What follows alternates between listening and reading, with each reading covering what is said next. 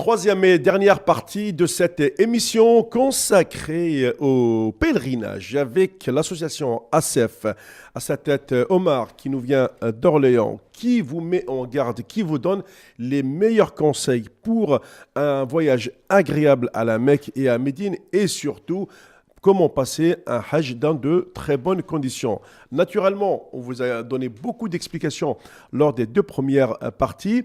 Dans cette dernière, avec Omar, on va quand même voir pourquoi, en termes de tarifs, en France, on est à 1500, voire 2000 euros de plus que la plupart des partenaires européens, en sachant que, comme il l'a précisé à l'instant, les tarifs qu'il a demandés aux différents pays, c'est au départ de Paris. Ça veut dire qu'il y a quelque part un souci majeur lié peut-être aux frais de dossier ou aux frais de séjour sur place. Donc, c'est ce qu'on va appeler aujourd'hui, en fait, c'est un terme juridique qu'on appelle une information substantielle.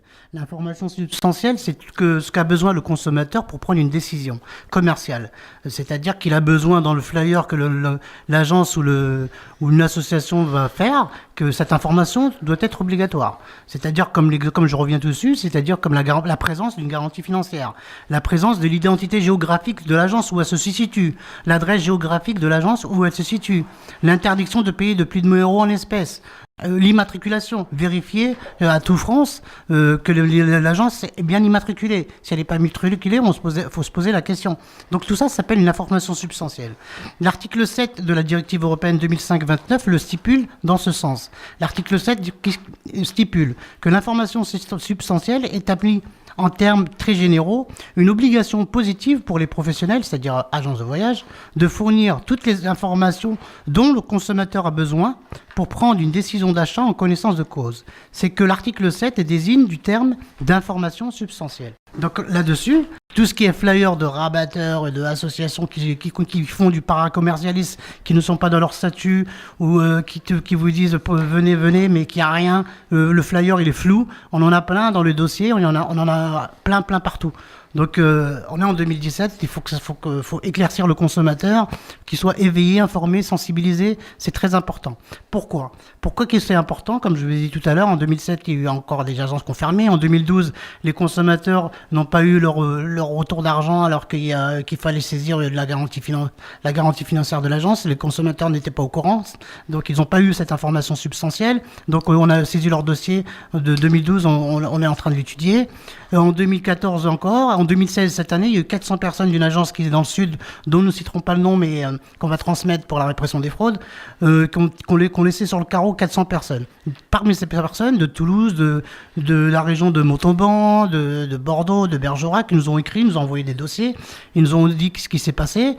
En gros, qu'est-ce qui s'est passé? C'est que cette agence, elle était soi-disant dans un code de conduite, dans une charte de qualité, avec éthique morale, contrat de voyage, code de conduite, quoi, avec un ensemble d'agences.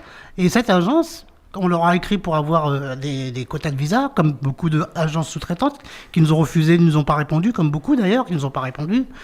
Et par contre, cette agence, derrière notre lettre recommandée, se permet de passer par des rabatteurs, avec preuve à l'appui, pour l'État bien sûr, se permet de prendre des espèces, et puis se permet de laisser des personnes sur le carreau.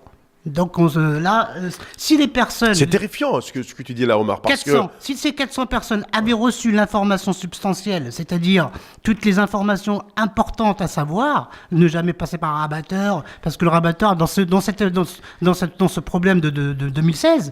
Lui, quelque part, il est complicité d'une arnaque, quelque part. C'est une arnaque. Moi, à ce niveau-là... Donc, il est complice, quelque part. Donc, donc, le dossier, on va le donner à la répression des fraudes et puis à l'État pour dire est-ce que cette personne qui n'est pas de statut fait partie de la complicité ou pas. Donc, pourquoi les gens se sont fait flouer? Et surtout prendre autant d'espèces alors que la loi n'autorise pas plus de 1 000 euros. On est d'accord, Omar? Bien sûr, mais surtout qu'elle est dans un code de conduite, c'est ça le plus grave. Ouais. C'est que se dire que l'agence, on est dans un code de conduite avec une charte de qualité, avec un contrat de voyage, avec une éthique morale, et on n'applique pas ce qu'on écrit. C'est ça le plus grave. Et ce que je rajoute, c'est que beaucoup d'agences ont une garantie financière. Donc les gens, il faut le savoir, c'est très important, consommateurs musulmans, c'est très important pour vous. Si jamais vous avez un souci avec une agence, et que cette agence a une garantie financière, il faut absolument se retourner contre la garantie financière. Il y en a beaucoup qui ne le savent pas.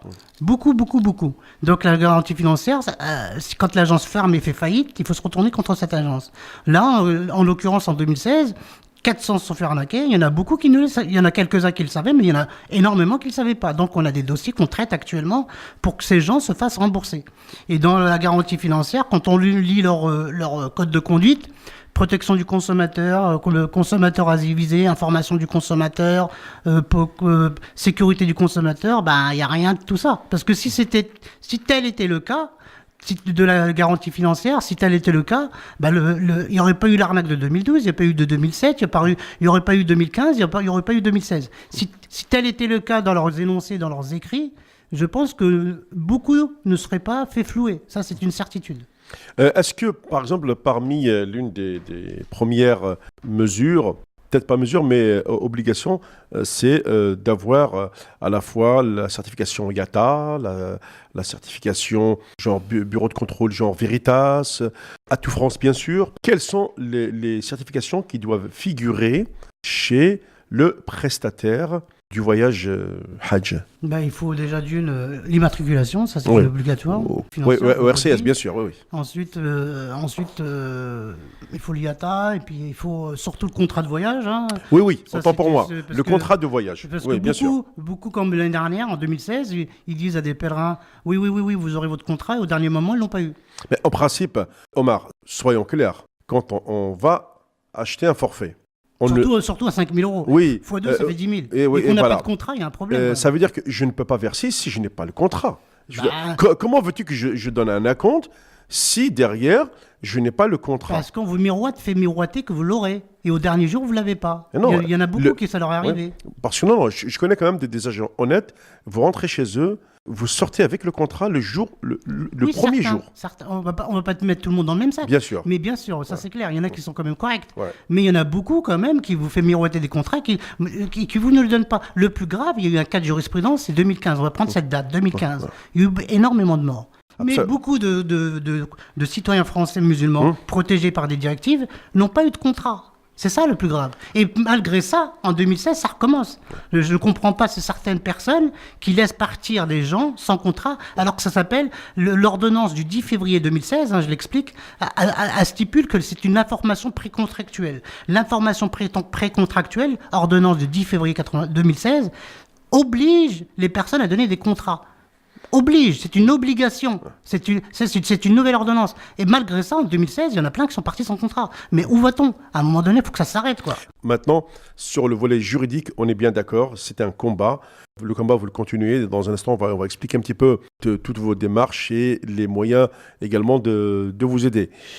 Mais je vais plus loin, Omar. Comment, c'est sur un aspect un peu plus religieux maintenant, comment ces gens qui vous promettent la visite à la maison de Dieu, qui se disent musulmans, qui viennent et qui arnaquent. Alors, il faut appeler la chose par son nom. C'est-à-dire que là, je ne sais pas. Si le type est musulman, il est pratiquant, je me dis, il ne peut pas faire ça. S'il le fait, ou alors il va aller, je vais un petit peu jouer le comique, il va arriver à la Mecque, il va dire, excuse-moi Dieu, je t'ai arnaqué. Je vais vous donner 2 cas précis. C'est un cas un peu, vous voyez, je suis un peu dans l'extravagance, mais... Je vous donne 2 cas précis. À travers les différentes villes qu'on a pu visiter, les différentes personnes qu'on a pu rencontrer.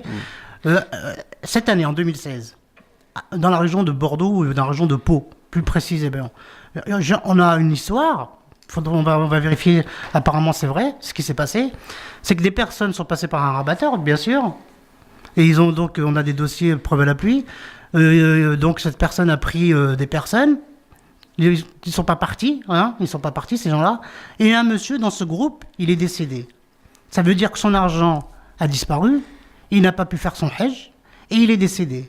Comment ces gens puissent laisser ça nous révolte. Ça nous révolte on est tellement révoltés que juridiquement, il est temps de faire le nécessaire. Il faut faire un grand nettoyage. L'opération tolérance zéro. On est révoltés de ce qui se passe. C'est intolérable. J'ai un autre exemple. Dans la région de Metz, dans un marché, je rencontre une vieille dame qui me dit « Depuis 8 ans, je devais aller au Hajj, mais je ne peux pas. » Pourquoi ? Parce qu'il y a 8 ans, c'était 3 000 euros, j'avais mis 3 000 euros de côté. Et l'été, quand c'est arrivé l'été, ça a pris 300, 400 euros par tête. Multiplié par moi et mon époux, ça faisait à 800 euros à sortir, je ne pouvais pas. Donc j'ai mis 3 800 euros ou 3 500 euros de côté, c'est un exemple. Hein. Ouais. Moi et mon mari, l'année d'après, ça a monté encore. Donc on ne pouvait pas. Et ainsi de suite, tous les ans, c'est monté. Et elle n'est jamais partie. Parce que ça n'a pas arrêté de monter. Pourquoi ? Il faut que j'explique pourquoi c'est monté. Ouais. En 2007, ce qui s'est passé, c'est que beaucoup de personnes ne le savent pas. Par exemple, dans l'étude d'Amadeus. Amadeus, c'est un regroupement de compagnies aériennes. C'est ça. D'accord ?